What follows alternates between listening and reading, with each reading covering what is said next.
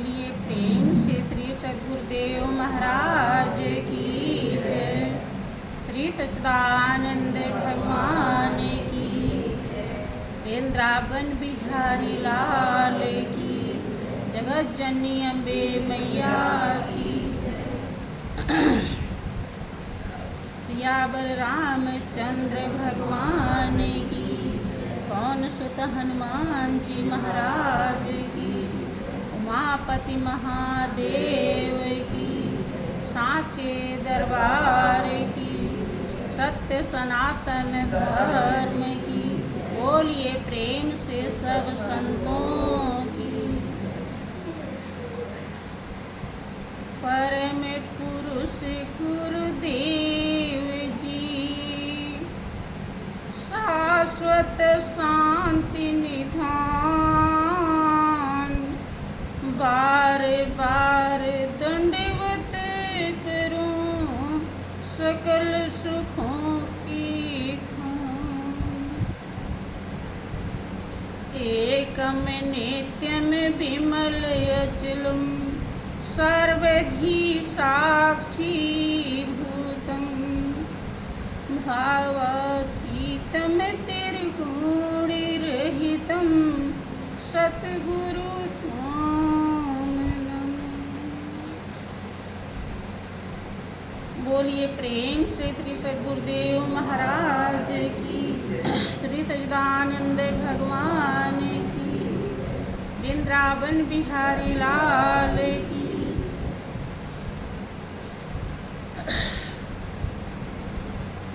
प्रेमी सज्जनों,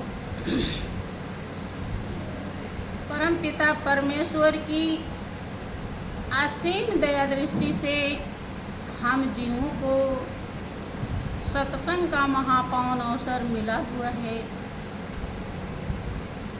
वास्तव में ये अवसर जिसके जीवन में मिल जाता है वही भाग्यशाली कहलाता है। किसी ने अपने अनुभव को व्यक्त किया, गुरु चरण अनुरागी, कोई नर बड़े भागी। कि गुरु चरण अनुरागी वही नर बड़ भागी है। बात जिन्होंने गुरु जी की मानी, इस काया की कीमत जानी, मन हो गयो बैरागी, वो नर बड़ भागी। लेकिन अगर गुरु चरणों में मनुष्य की जिंदगी पा कर के लगन नहीं लगी तो इतनी अच्छी जिंदगी की कीमत मानव प्राणी यूं ही गंवा देता है। और अंत में जैसे जुआरी सब कुछ हार जाता है, उसे लगता है कि अब की बार जीतेंगे, अब की बार जीतेंगे, अब की बार जीतेंगे। इसी चक्कर में बहुत कर्ज कर लेता है, अंत में हार जाता है, सब हार जाता है और हाथ झाड़ करके चल देता है। सब लोग हंसते हैं, सब गंवा देता है। ठीक इसी प्रकार से मानव प्राणी केवल केवल केवल उस प्रभु को पहचान करके उससे दिल लगाने के लिए आया है इस दुनिया में। और जितनी योनियां हैं सब के लिए मालिक ने भोग बनाया है। आप हमेशा सुनते हैं कि हर योनि में भोग मिलेगा, मिले नहीं अविनाशी। जिस भोग के पीछे मनुष्य रात दिन दौड़ता है, वो सोचता है कि हमको एसी बंगला मिल जाए,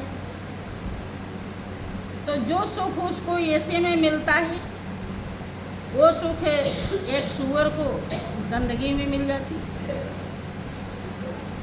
कहीं भी गंदगी पड़ी होती है, पानी है तो वहीं लौट जाता है, उसको वही एसी।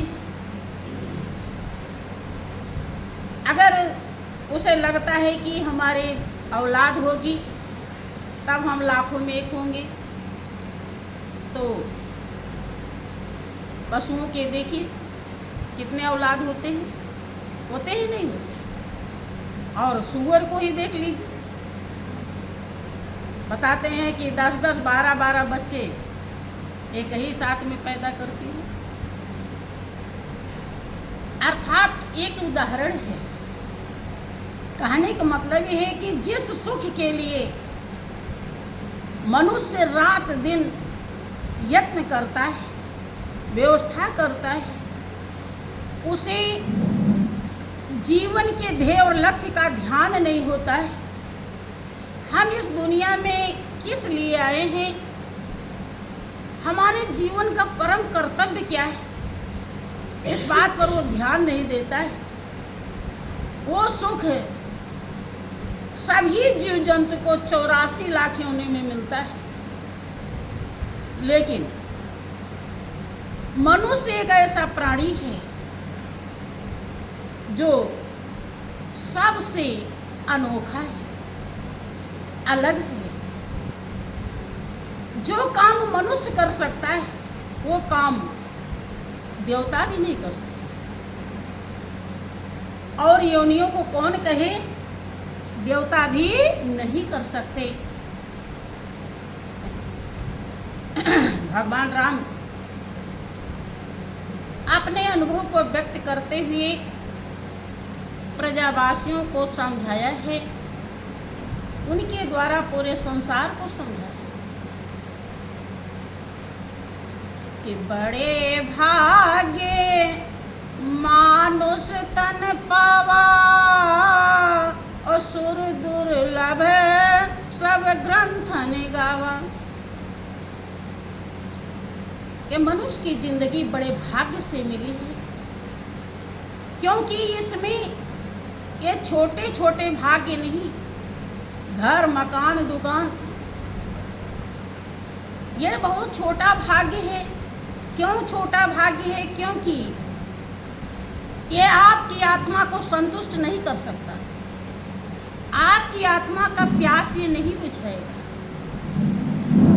चाहे जितना बड़ा बंगला बना लीजिए, चाहे जितने औलाद पैदा कर लीजिए, चाहे जितना रुपयों का तोड़ा जमा कर लीजिए, ये आपको संतुष्ट नहीं कर सकता। और ये कब धोखा दे देगा, कब आपसे छूट जाएगा, कुछ भी पता। ये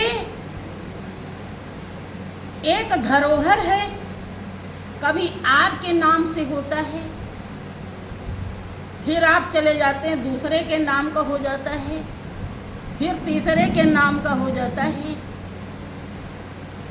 अर्थात ना आपके साथ आया है और ये ना जाता है। आप आते हैं तो भी वही रहता है जिसके लिए सत्संग दर्द आता है। जब आप आए थे तो कोई था आपके साथ में? नहीं था।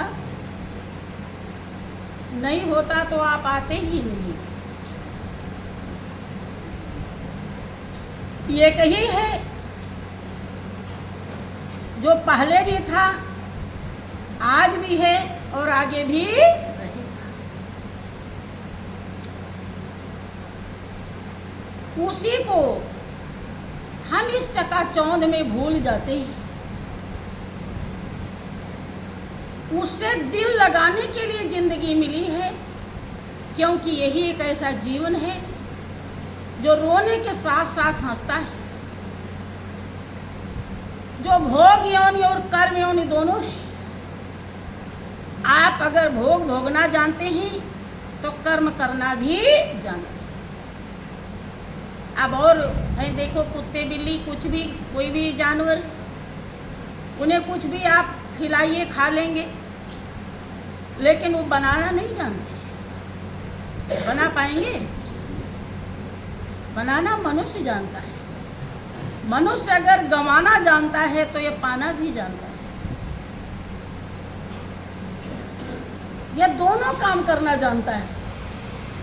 अगर इसे रोना आता है तो इसे हंसना भी आता है। और प्राणी रोते तो जरूर देखा होगा, आंसू गिरा हुआ है, लेकिन हंसते हुए नहीं देखा। मनुष्य एक ऐसा प्राणी है जो रोने के साथ साथ हंसता है। इसके कंधे पर मालिक ने 2 काम सौंपा है, हरि का भजन और पेट का धंधा। जो दोनों नहीं करता उसे महापुरुष कहते हैं, वो मूर्ख भी है और अंधा भी। क्योंकि इतनी बड़ी चेतना मानव प्राणी के अंदर दिया, बुद्धि विवेक दिया, उचित अनुचित सत्य सत्य पाप पुण्य बुराई भलाई धर्म अधर्म ज्ञान अज्ञान अंधकार प्रकाश समझने की क्षमता दिया। और इतना क्षमता पा करके भी अगर वो इस सच्चाई को नहीं समझा और जीवन यूं ही चला गया, जो जिंदगी देवता को नहीं दिया वो आपको दिया है। देवता तरसते हैं इस जीवन के लिए, वो भोग सकते हैं, लेकिन आप वाला कर्म नहीं कर सकते। तो इतनी अच्छी जिंदगी दिया है, इसके पीछे कोई मकसद है। वो मकसद क्या है कि जो पहले भी था, आज भी है और आगे भी रहेगा, उसे पहचान करके उससे दिल लगा।